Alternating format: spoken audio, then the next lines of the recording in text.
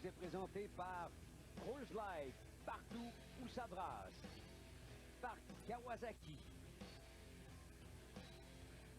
Et par Yamaha, au-delà de vos attentes.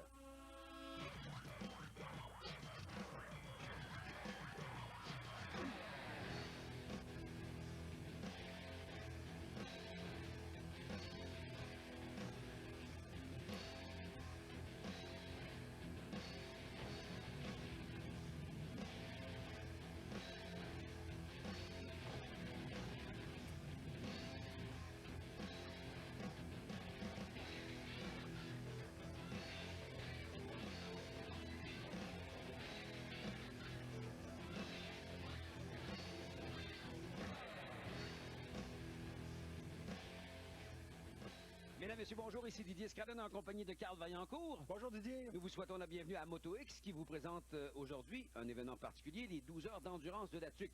C'est du VTT ou du quad si vous préférez. C'est d'ailleurs la deuxième année que la Fédération des clubs quad du Québec organise cet événement.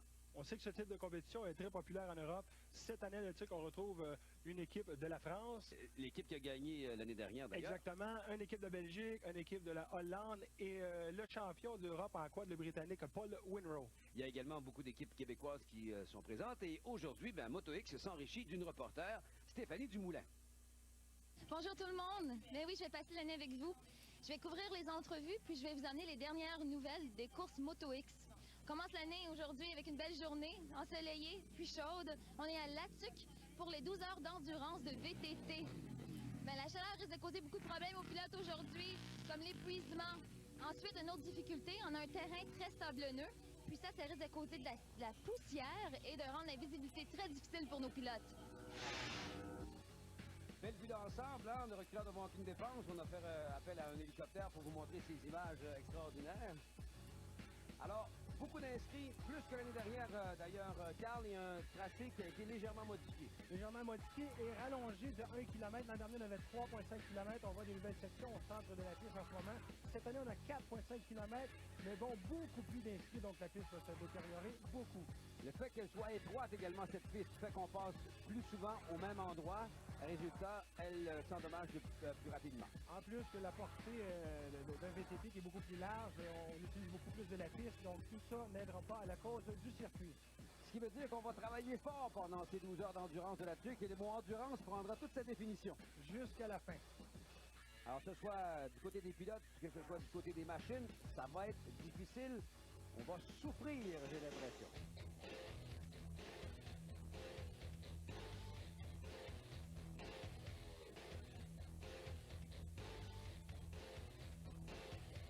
Nous sommes de retour aux 12 heures d'endurance de la TUC, une deuxième édition organisée par la Fédération québécoise des clubs quad. Stéphanie a rencontré le détenteur de la pole position. L'équipe RM Motosport, je savais que la vedette, celui qui a fait le meilleur temps dans les qualifications, monsieur. Il est dans la roche. Et votre équipe? Patrick Rabonté, François Champigny. Alors, quoi on peut s'attendre aujourd'hui?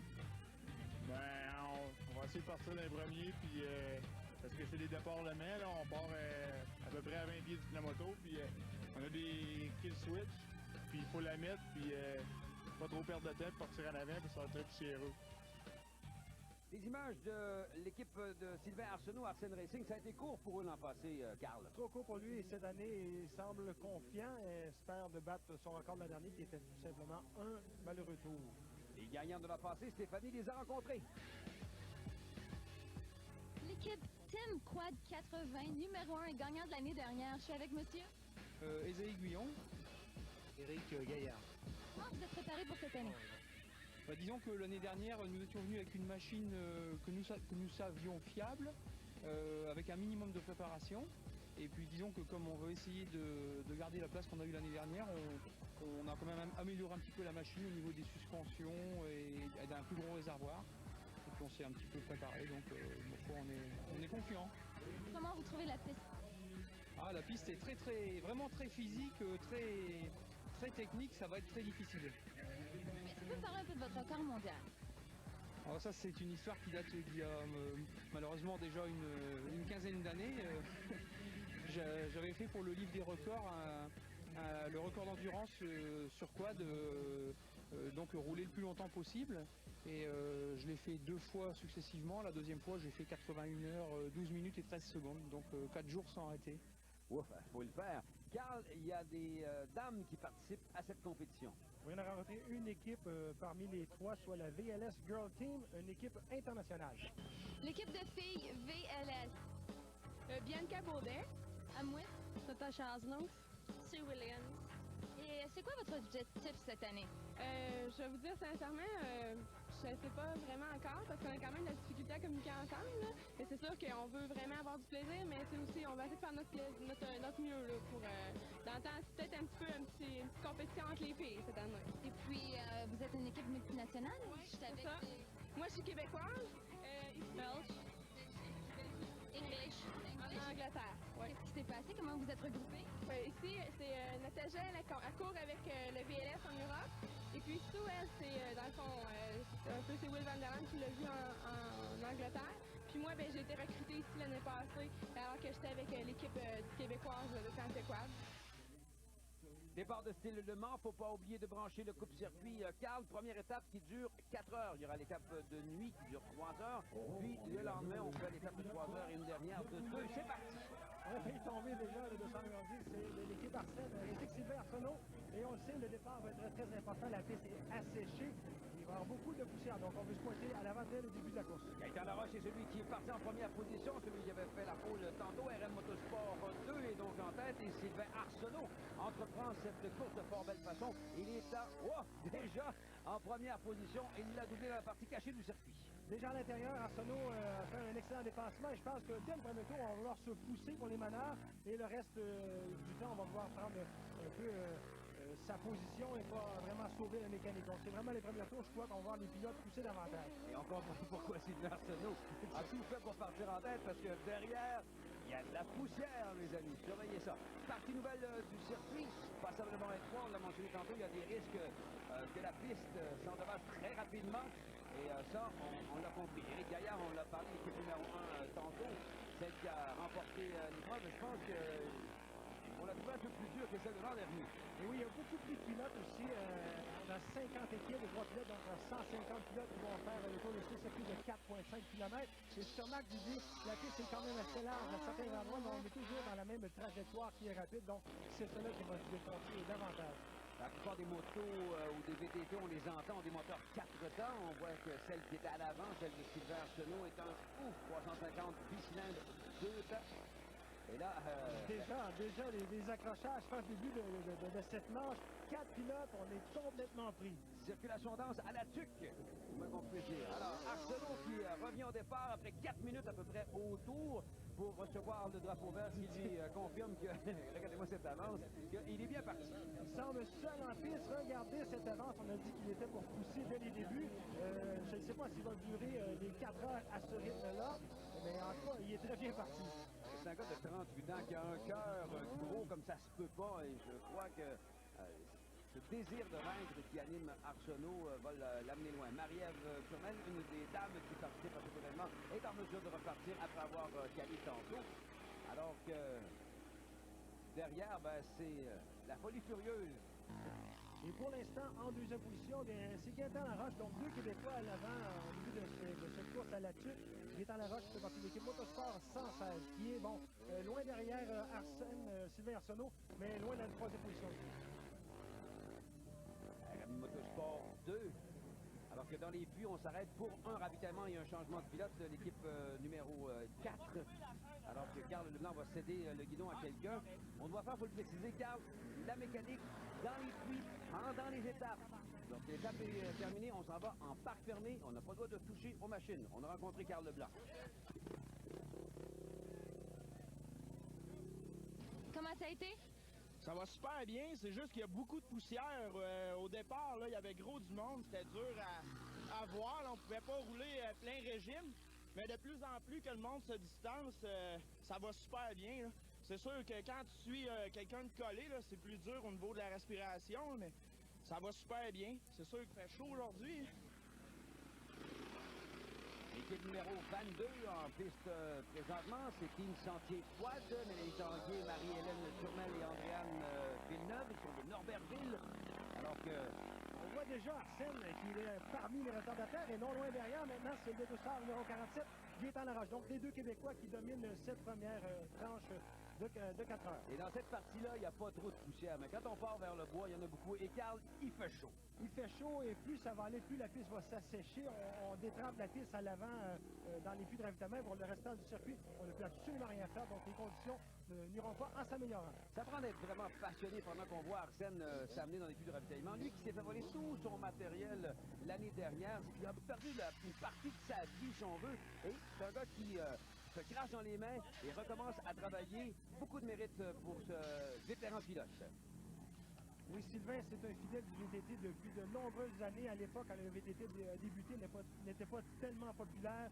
Il était présent et il est encore aujourd'hui. On l'écoute, justement.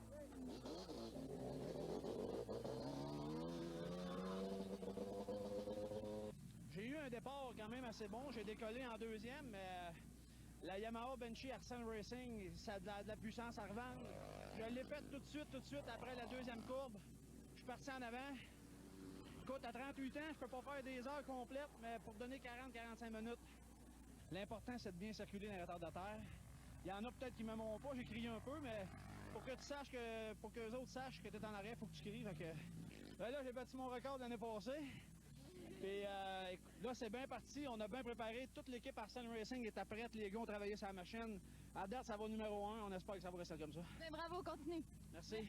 D'autant pas, Sylvain, on t'aime, tout comme les milliers de spectateurs qui se présentent au motocross Valvoline à chaque année pour encourager ce pilote fort sympathique. À l'écran, le dossard numéro 28 sur une bombardier. On perd un peu le contrôle. On prend l'extérieur. On parlait de la trajectoire principale qui est défoncée. Bon, on l'a vu encore, c'est à l'intérieur qui était défait. Donc, c'est important de rester dans les trajectoires un peu plus moins défoncées, mais ça va être difficile plus la course va se dérouler. C'est le fait de notre équipe Atikamek qu'on a vu il y a un instant pendant que wow, on tourne sur deux roues, même si on fait du quad. Là. On semble déjà avoir des problèmes avec l'équipe hollandaise de Will van der Laan, le Hollandais. Les réparations, comme on l'a mentionné plus tôt, doivent être faites durant les 4 heures. Donc, on espère que c'est des réparations mineures. The radiator is damaged from a stone. Ah. So what are you guys gonna do? We will change them. We make a new one on it. Thank you. Okay. Il m'a dit que le radiateur était brisé, qu'il était pour en poser un nouveau. Au puits de ravitaillement, c'est le premier pour l'équipe RL Motorsport de centre numéro 47. C'est Gaétan Laroche qui sont présentement en deuxième position. On voit les deux pilotes, ils vont se relayer le VTT et chaque pilote n'a pas besoin de faire plus de 90 minutes consécutives et Gaétan Laroche lui en a fait 1h20 minutes. Non, je suis parti deuxième, puis dans le premier crash, il y en a qui m'a dépassé, puis j'ai dit ça donne à s'énerver, on va tenir le beat, puis il va se fatiguer, puis comme défaite, je savais qu'il se fatiguerait, puis comme défaite, il rentrait avant moi, fait que j'ai dit, on va continuer un petit peu pour les décourager, pour qu'on puisse ressortir premier, puis ça a marché. Fait qu'on est Il est resté quand même longtemps, 1h20. Ouais, mais il y a gros de l'orgueil, puis les nouvelles Polaris, ils se mènent vraiment bien, t'es vraiment à l'aise dessus, puis le système de conduite, là, c'est vraiment adéquat pour ce genre de track. Quand on les regarde, on s'aperçoit que c'est extrêmement difficile. Toute la poussière qui colle là où c'est humide. La Kawasaki de l'équipe Team Sinisalo sont déchaînés, l'équipe numéro 13. Là.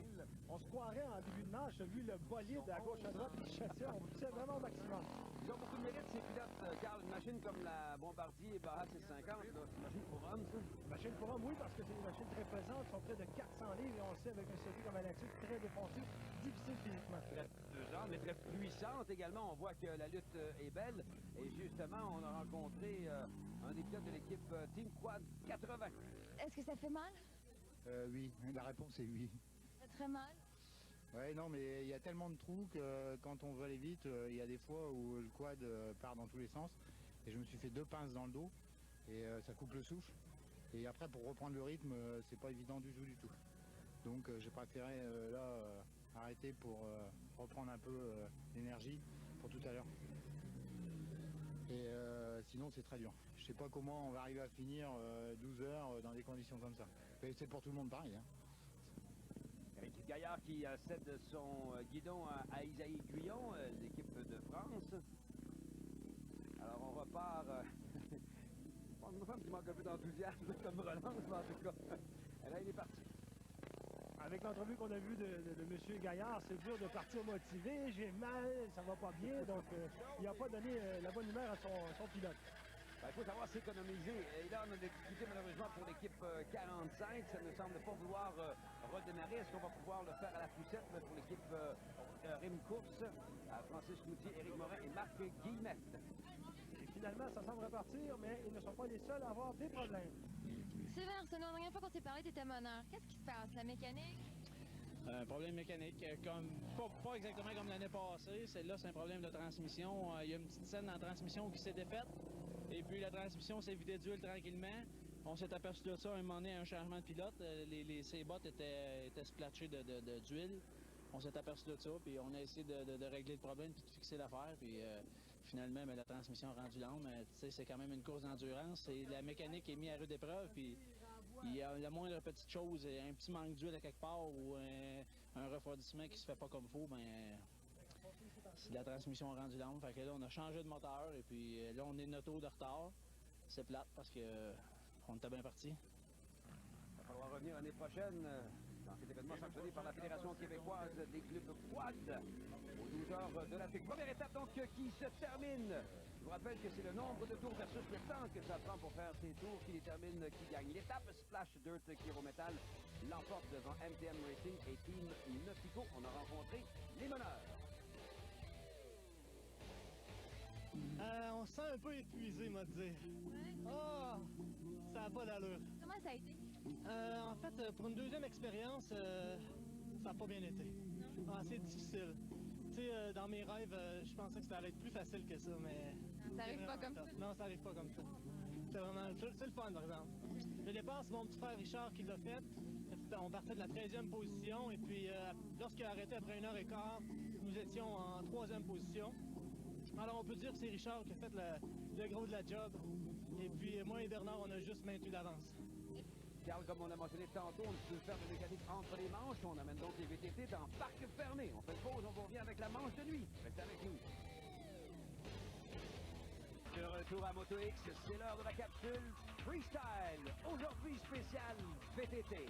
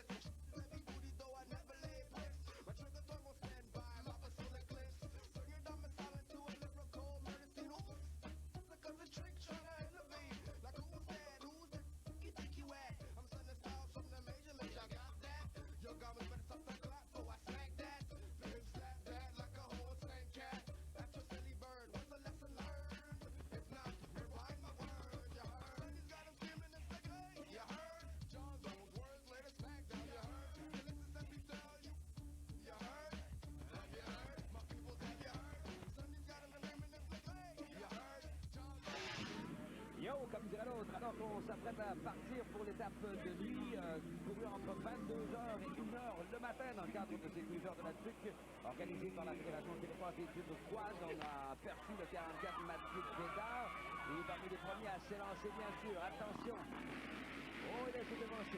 Les conditions, Didier, vont être beaucoup plus compliquées parce qu'on va mélanger, on le voit déjà à l'écran, poussière et noirceur. Donc, on a la difficulté à voir durant la journée, imagine, durant la nuit. Moi, je dirais plutôt poussière et lumière, car ça fait un peu comme un phénomène de brouillard, là. Les trois mêlés ensemble, on voit ce que ça donne à l'écran. Il y en a, on peut le constater également, qui ont un éclairage d'appoint, parce qu'un VTT a un éclairage normalement, mais de cette puissance-là, je suis pas certain.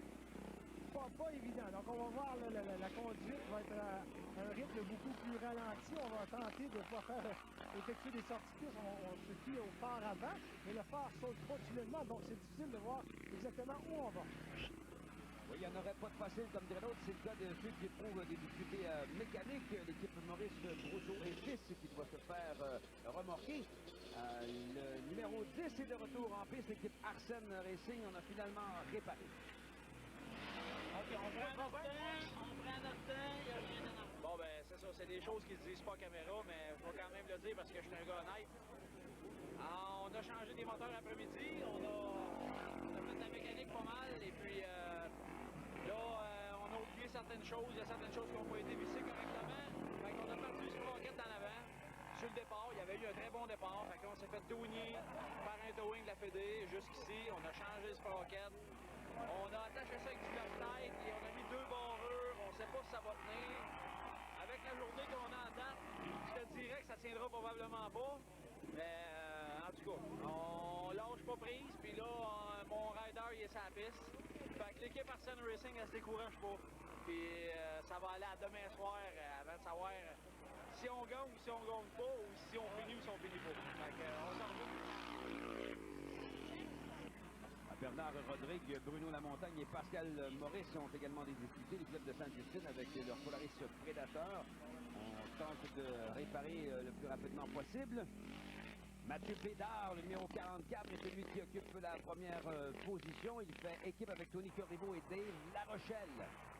Mais Didier, pour ces pilotes-là, c'est pas la nuit qu'ils ont l'habitude de passer. Là. Ça va être une nuit très difficile qui se termine avec cette deuxième manche. Et en première position de l'équipe MTM Racing, c'est le dossard numéro 44, suivi du Hollandais qui avait des troupes tantôt, Will Vanderland, avec 24 tours. Off-Road Rider termine en troisième position. On ramène tout ça dans le parc fermé pour bien sûr la troisième étape courue en matinée. On se retrouve dans un instant.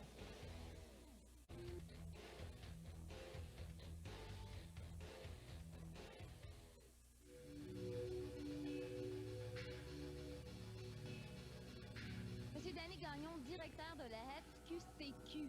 C'est quoi votre rôle aujourd'hui? Aujourd'hui, c'est d'organiser, d'encadrer l'événement ici, les 12 heures d'endurance de la TUC. Par contre, la Fédération, son rôle, c'est de structurer, d'encadrer et d'organiser l'activité quad au Québec au niveau touristique, en réseau de sentiers, en entretien de sentiers, signalisation, pour permettre à l'ensemble des quadistes du Québec de circuler dans notre belle province en quad. Les 12 heures d'endurance de la TUC, pour nous, c'est un événement pour positionner le quad au Québec à l'échelle internationale. Donc, on se sert de cet événement-là pour faire venir des médias internationaux et leur démontrer la beauté et les qualités de notre réseau de sentiers au travers le Québec. En plus, ça leur donne l'occasion de couvrir une course. Donc, ça leur fait 2 sujets fort intéressants. Au cumulatif, MTM Racing a un tour de plus devant Splash Dirt Kilométal après 2 étapes. Splash Dirt Kilométal qui ont perdu un tour à la relance de l'épreuve de nuit. Beaucoup d'équipes ont le même nombre de tours. C'est le temps qui détermine le classement. Stéphanie a rencontré nos meneurs. Comment ça se passe? Ouais, c'est pas trop pire, là. La machine? Ouais, numéro 1. Ça va super bien, la machine, là. C'est les gars qui sont plus raqués un peu, là, mais c'est pas trop pire. Cette nuit? Ben, cette nuit, j'ai pas fait grand-chose. J'ai eu un mal d'estomac et arrêté de rouler, j'étais plus capable, mais là, matin, elle va me donner plus un peu. Nous sommes prêts à y aller pour la troisième étape. Elle dure 3 heures. C'est un départ de type Le Mans. Les pilotes avec un type de départ comme celui-ci doivent faire un léger sprint jusqu'à leur machine. On a un couple moteur qui est attaché soit à l'avant-bras, soit à la taille. Et on doit absolument mettre le couple moteur sur la machine pour la permettre de démarrer. Et les positions sont selon le cumulatif jusqu'à maintenant. Un bon départ là, dans des conditions un peu améliorées parce que les organisateurs de la Fédération québécoise des clubs quad ont travaillé un peu la piste durant la nuit. On a travaillé la piste, Didier, mais bon, c'est pour leur donner peut-être un 15 minutes de repos parce que la piste va se détériorer très rapidement. Accrochage dès le départ, il y a 3 machines d'impliquées. J'ai l'impression que tout le monde sera en mesure de repartir. Voilà, c'est fait. Parmi eux, le numéro 33 qui s'élance, c'est l'équipe Grande Ligue Moto. Et les pilotes peuvent profiter de l'avant du circuit parce qu'ils semblent plus détrempés. On le mouille pour éviter la poussière dans les puits de ravitaillement, mais le restant du circuit, on le voit, il y a de la poussière et déjà, il se détériore. On voit une partie justement qui a été travaillée mécaniquement, donc ça va aider les pilotes à garder et conserver un peu d'énergie pour les premiers tours. Le problème avec un sol qui est friable ou du sable, par exemple, c'est que lorsqu'on frappe une bosse et que le VTT atterrit et qu'on est en pleine accélération, ben, ça patine, ça creuse, ça fait un trou. Et le trou devient de plus en plus profond et ainsi de suite. On voit le nombre de pilotes et plus le trou se creuse, plus on s'enfonce dans chaque trou. Donc ça se déterre très rapidement. En quelques tours, on va voir le circuit complètement se défoncer. C'est à ce moment-là qu'il faut rester le plus possible debout sur sa machine pour absorber les chocs en question. Et là, ça devient extrêmement physique. Le quad, qui est un sport très difficile, puisque les avant-bras sont particulièrement sollicités. La même chose pour les jambes. Les muscles longs doivent être alimentés par le cardiovasculaire. Beaucoup de respect pour ces jeunes et moins jeunes pilotes de ces 12 heures d'endurance de la TUC. On parle du physique, Didier, et puis la piste qui se détériore de plus en plus avec des machines de 400 livres et plus, parce qu'on sait que c'est des machines puissantes et même très pesantes.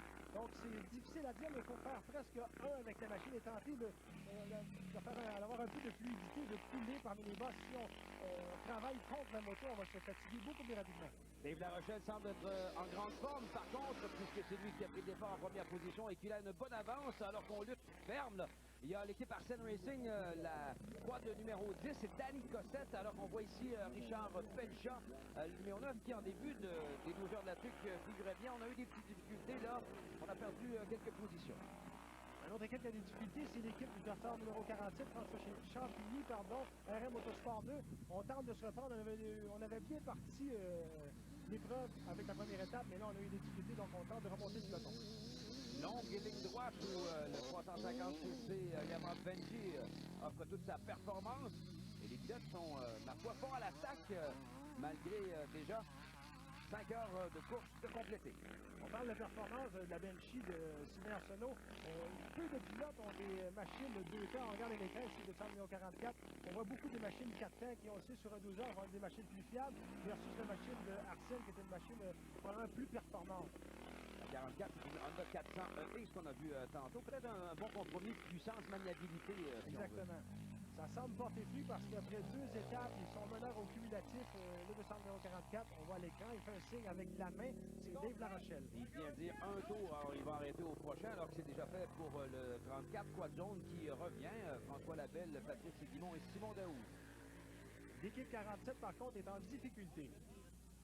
Ben, on a eu un bris de suspension, c'est la raison pourquoi on a abandonné la dernière manche, la troisième manche. Ben, la raison pourquoi on n'a pas terminé, c'est peut-être parce qu'on a 3 pilotes qui sont très agressifs. À chaque fois qu'on tournait, on était tout le temps à l'avant. Ben, je m'ai jamais fait dépasser, en tout cas dans le 12 heures. Fait que c'est peut-être une des raisons pourquoi la suspension n'a pas toffé. Ah, on est trop dur sur le matériel, comme dirait l'autre. Le 44, l'équipe MTM Racing, de retour en piste après son arrêt. Alors qu'on voit maintenant Marc Gobert. Ça, c'est la fameuse équipe gagnante de France. Marc Gobert qui a Paul Winrow, le champion d'Europe de VTT. On s'appelle l'équipe gagnante parce qu'on a Marc Gobert qui est un des pilotes qui était de l'équipe gagnante de France l'an dernier, ainsi que M. Winrow. Donc, on a décidé de s'appeler les gagnants. Alors, Splash Dirt qui est au métal est de retour dans les puits. Le champion canadien Richard Pelcha en est un des membres. Bon, mais les frères Pelcha, comment ça va? Ça va bien, ouais. Une bonne nuit de repos et puis ça fait toute la différence. Vous êtes parti en quelle position? On est obligé de partir d'un puits aux deux manches, la manche de nuit et cette manche-là, la première manche, on a fini premier. Ça allait vraiment bien. Mais avant la manche de nuit, on a brisé le choc. Au dernier tour, Yvan a brisé l'amortisseur en arrière. Donc on est obligé de commencer la manche de nuit dans les puits. Donc on a perdu un tour. On a un petit secret, les gants PC Racing qui nous donnent une bonne chance. C'est un gant qui va à l'intérieur de nos gants, puis on met du tape en plus. Donc c'est ça le secret. L'année passée, j'avais des cloches d'eau à la moitié de la main. Puis cette année, j'en ai juste une petite. Peut-être nous expliquer, Carl, c'est quoi l'avantage de ces gants-là? Une bonne comparaison, vulgarisée si on veut, c'est les 2 paires de bas pour les joueurs de basket pour éviter les ampoules. C'est la même chose, on met 2 épaisseurs, c'est comme une deuxième peau pour éviter évidemment les ampoules, on absorbe beaucoup d'humidité. Splash Dirt, Kérométal, des difficultés, on a des problèmes. Je sais pas si on n'a pas manqué de carburant peut-être. Là, on tentait de pousser la machine. Pendant que l'équipe Arsène Racing, il va à fond. Bon, encore ces fameuses difficultés dont je vous parlais il y a un instant. Ça va pas bien pour l'équipe de Saint-Romuald. Les difficultés n'arrêtent pas pour l'équipe Splash Dirt. Puis, tu veux nous dire qu'est-ce qui s'est passé? En fait, ce qui est arrivé, c'est exactement la même chose que ce matin. Ce matin, on est obligé de débuter dans les puits parce que notre hausse qui amène le gaz au carburateur a coupé. Ça brasse beaucoup. Il y a peut-être une friction quelque part, puis on pense que ça serait peut-être la tank à gaz qui bougerait. Donc, la hausse a coupé. Fait qu'on est dans la merde dans le fond parce qu'elle a recoupé nos espoirs. Bernard a manqué de gaz. La tank s'est complètement vidée dans le fond à terre. Pendant ce temps-là, la bataille fait rage sur le circuit. On vient d'apercevoir l'équipe Motosport 116. Là. Il y a un beau duel là, qui se dessine pendant que nos meneurs sont toujours à ce stade-ci. L'équipe 44 MTM Racing. Tony Corriveau, par contre, qui pousse encore beaucoup à la fin de cette manche. On semble avoir encore beaucoup d'énergie. Et maintenant, dans les plus de ravitaillement, c'est l'équipe Team Sentier Quad. Ça va pas bien du tout. Là. Ça, c'est André Villeneuve, je crois, qui est descendu de son VTT. Là, presque chuté. Ouh, ça semble être douloureux. Là. Problème, coup de chaleur, déshydratation, beaucoup de facteurs en ligne de compte. C'est des conditions très difficiles qu'on rencontre ici à la TUC. Alors, peut-être qu'il y a un problème au dos. Tantôt, notre ami français a parlé de se pincer le dos. Exactement. C'est quand ça cogne trop du côté de la colonne. Et justement, on va l'évacuer vers l'hôpital. On a mis un collier cervical pour ne pas prendre de chance, bien sûr. Pendant ce temps-là, ça continue sur la piste. Carl Leblanc avec la VTT numéro 4 de Motosport 116 offre également de son côté un excellent spectacle. C'est incroyable, après 3 heures de VTT, comment le rythme est encore soutenu, Carl. Le drapeau à damier va tomber pour mettre fin à cette fameuse étape. C'est Splash Dirt de Kirometal qui est encore en tête, et ce, malgré les problèmes mécaniques devant MTM Racing et Off-Road Rider, avec 20 tours également MAD Racing et plusieurs autres. Mais ça va bien, hein? C'est meneur cette manche. Oui, très satisfait. Ça a bien été. Quelques problèmes mécaniques, mais on s'en est bien sorti encore une fois. Je pense que les problèmes mécaniques, c'est un peu inévitable, mais faut make the best of it, comme ils disent en anglais. Les trois, on a poussé au maximum. La stratégie était de, évidemment, pas briser le 4 roues, mais en même temps, on voulait maximiser notre position pour être en bonne position pour commencer la dernière manche de 2 heures. 2 heures, ça va aller vite. Va falloir être sur la gaz, ouais, en forme. Merci Stéphanie. Maintenant, au tour de la capsule Coors Light. Coors Light vous invite à assister à un motocross près de chez vous et à encourager nos pilotes québécois. Samedi et dimanche 5 et 6 juillet à Yamachiche aura lieu la 6e épreuve du championnat de motocross provincial de CMRC. Samedi et dimanche 12 et 13 juillet, à Joliette, aura lieu la 7e épreuve du championnat CMRC. Du mercredi 16 au dimanche 20 juillet, à Notre-Dame-de-Bon-Conseil, se tiendra le championnat national de motocross amateur et l'épreuve finale de championnat provincial de motocross CMRC. Et puis finalement, samedi et dimanche 12 et 13 juillet, à Overton, aura lieu la première épreuve de championnat Pro-Am de motocross CMRC. Coors Light, toute une bière! Au retour de la pause, la dernière étape des 12 heures de la TUC, sanctionnée par la Fédération des clubs quad du Québec.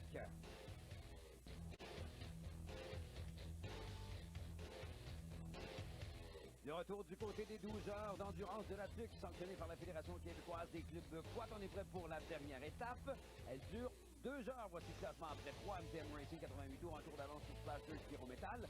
Ensuite, il y a égalité au nombre de tours pour Off-Road Rider, Motosport 116 SMD. Supermoto de Deschaillons, c'est le temps pour réaliser ces 85 tours qui diffèrent et qui déterminent bien sûr le classement. Départ encore une fois à Carl de Stille-Le-Mans. Quand même assez impressionnant l'équipe numéro 9, M. Pelchat, parce qu'il y a eu beaucoup de problèmes mécaniques. Ils ont su remonter la pente et ils sont quand même en deuxième position malgré tout. Mais tel départ, c'est le 200 numéro 8 de l'équipe SMD Supermoto de Deschaillons. On parlait du département avec le coup de moteur à placer rapidement et effectuer le split rapidement. C'était fait à perfection parce qu'il s'est faufilé en tête dès le début. On a travaillé un petit peu le circuit à cet endroit, là où sont la majorité des spectateurs. Un peu plus loin, c'est un peu plus difficile. Côté visibilité, beaucoup de poussière. Il fait chaud, c'est très difficile pour les mécaniques comme pour les pilotes qui se sont accrochés. J'ai l'impression sous le pont parmi ceux-là, le numéro 5 KTM Racing Team. Il y en a un qui réussit à démarrer le 24, est également impliqué dans cet accrochage. On parle ici de nos amis à Atikamekw. Ce qui est de l'équipe avec le 200 numéro 8, Supermoto de Deschaillons, on va tenter de creuser l'écart dès le début comme tous les pilotes ont fait pour gagner chaque étape. Mais à l'instant, c'est malheureux, on a encore un accrochage. Les pilotes sont plus sur le pont, malheureusement. Oui, il y avait Michel Fauché qui était pris avec l'équipe KTM Racing. Pendant qu'ailleurs, on est reparti pour, je vais dire, 120 minutes d'effort constant, que ce soit au niveau de la mécanique, que ce soit au niveau des pilotes comme tel. Et regardez quelle avance on a pris dans cette dernière étape pour Richard Pelchat avec la quad numéro 9, le Honda 400EX. Regarde la moto danser, Didier. Lui fait la différence. Les deux frères Pelchat. Et c'est pourquoi Richard, lui, il est champion canadien de VTT. Bon, on voit pourquoi. Il a un rythme infernal. La condition physique, évidemment, joue un grand rôle. On va être, d'une certaine façon, en sprint pour la fin. C'est difficile à dire un sprint dans les 2 dernières heures de 12 heures, mais bon, c'est ça qui va faire la différence en bout de ligne. Également Motorsport 116, il a comme coéquipier Claude Moreau et Carl Leblanc. Ils sont de la région de Victoriaville. Alors que dans cette portion du circuit, Carl l'a mentionné un peu plus tôt, on a arrosé, question de rendre la vie un peu plus facile aux spectateurs. On a d'ailleurs dans le sens de la montée des estrades, le 44 qui est en deuxième position, pendant qu'on voit le 58 maintenant s'arrêter pour le changement de pilote et le ravitaillement. C'est l'équipe du Roi Racing KTM. C'est parti mon kiki, c'est parti!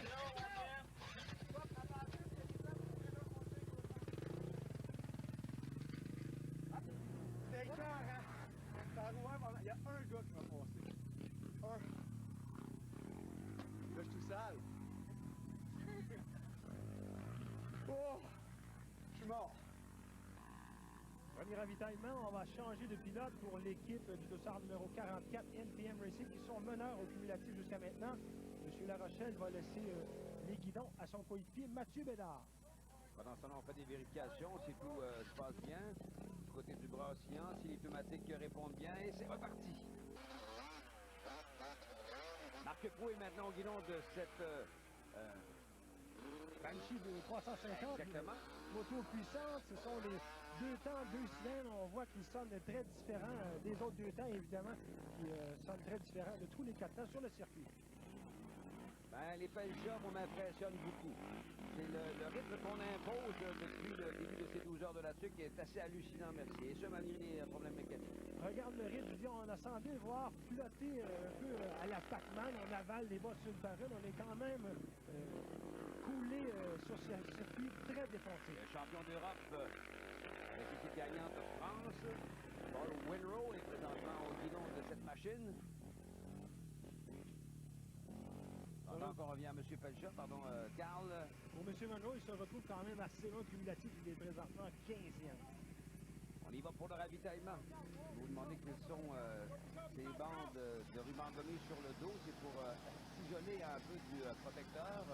Protecteur de plastique pour protéger le dos qui frotte, on sait, avec le balancement de la machine continuellement et qui font des flotteurs aussi au dos. C'est un peu loin de la F1, Carl, quand on revient le temps de ravitailler. Hein? C'est quand même assez rustique, mais ça fait l'affaire. Comment ça a été? C'était super le fun. Ouais, c'est vrai, non, c'est vrai. C'était le fun? Ouais, ben il avait refait la piste un peu, puis je me suis faufilé en avant après 2-3 tournants, fait que j'ai ouvert la machine. Je pense que j'ai fait une bonne avance là, pour les gars. On devrait être bon pour aller chercher la première.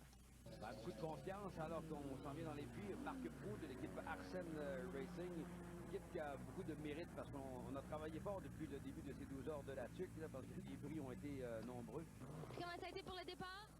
On s'est accroché, j'ai eu un bon départ, mais ça a breaké, il y a un gros de poussière, il y en a un qui va rentrer dedans. La roue était pognée avec l'essieu. Ça a pris un petit bout avant que je puisse repartir, mais après ça a bien été. J'ai réussi à remonter pas mal. L'équipe Sentier Quad qui est de retour en piste après le retour de l'hôpital de Mme Villeneuve. On est contente de te revoir. Merci. On a eu peur un petit peu, t'es parti comme ça, puis apparemment, tu vas bien? C'était seulement là, un coup musculaire, une crampe musculaire que j'ai eu dans le dos. Il n'y a rien de déplacé, il n'y a rien de cassé, il n'y a rien de coincé. Donc, je suis de retour ici, un petit peu plus endolori qu'au début, mais ça va bien. Là, j'essaie de garder le rythme. On va souhaiter que ça continue comme ça. Fais attention à toi. Ben, merci beaucoup. De retour à la compétition, alors qu'on voit le quad numéro 49, c'est ça, c'est FL Ventilation, François Lisotte, Justin Laroche et Gilles Dubé qui forment cette équipe. Et là, il y a une lutte qui se dessine pour la 3e position, Carl. Et entre deux pilotes, soit l'équipe SMD dossard numéro 8, Super Moto des Chaillons, et l'équipe Off-Road qu'on avait à l'écran. Ces deux pilotes-là, évidemment, se battent pour la 3e position au cumulatif. Motosport 116 également, alors que le 45 semble avoir des difficultés. C'est l'équipe Rim Course, la Kawasaki, qui doit être tirée comme ça. Alors, cette lutte se poursuit. On voit le dossard numéro 11, l'équipe gagnante France. Ça n'a pas été faciles pour eux. Motosport 116 est en 3e position au moment où on se parle. On parle de physique et sollicité. On voit la moto danser de l'équipe off-road. La course tire à sa fin et on est très épuisé. Et encore une fois, malheureusement, des problèmes pour Splash 2 de Pyrométal.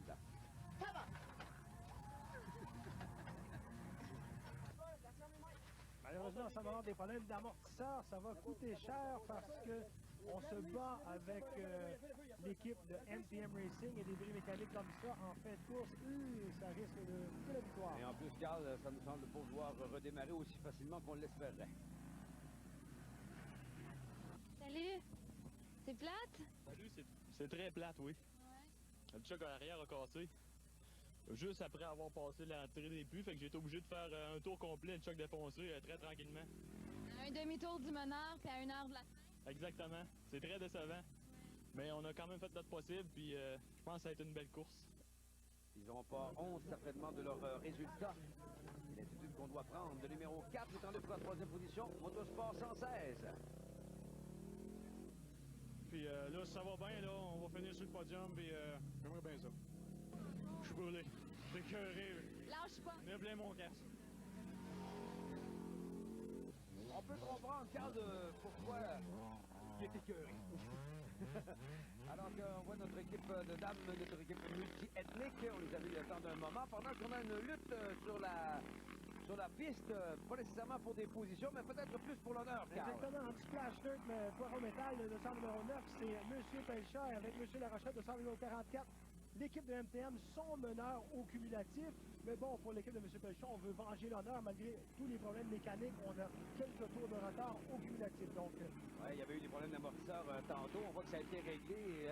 Oh, mais M. Larochelle ne se laisse pas faire. On dit non, ça se passera pas comme ça. Les problèmes ont été réglés et on a des comptes à régler aussi d'une certaine façon. Exactement. Regarde le circuit complètement défoncé. La moto chassée de gauche à droite. M. Pelchon qui pousse beaucoup, mais bon, on regarde de dépasser M. Larochelle. Le numéro 58 du Roi Racing KTM, à peu près en mi-peloton au moment où on se parle, pendant qu'on est dans les tout derniers moments de ce 12 heures, les tout derniers moments de cette dernière étape de 2 heures. On aperçoit très rapidement le 19 Rocket 2 et ensuite l'équipe de Axel Racing, celle de Sylvain Arsenault. Et Sylvain Arsenault qui veut terminer en beauté, qui lui est le meneur de cette équipe de Axel Racing. Voilà le drapeau à l'ami qui tombe. Le numéro 44 MTM Racing remporte cette étape, la 4e devant PM Quad des Motosport 116.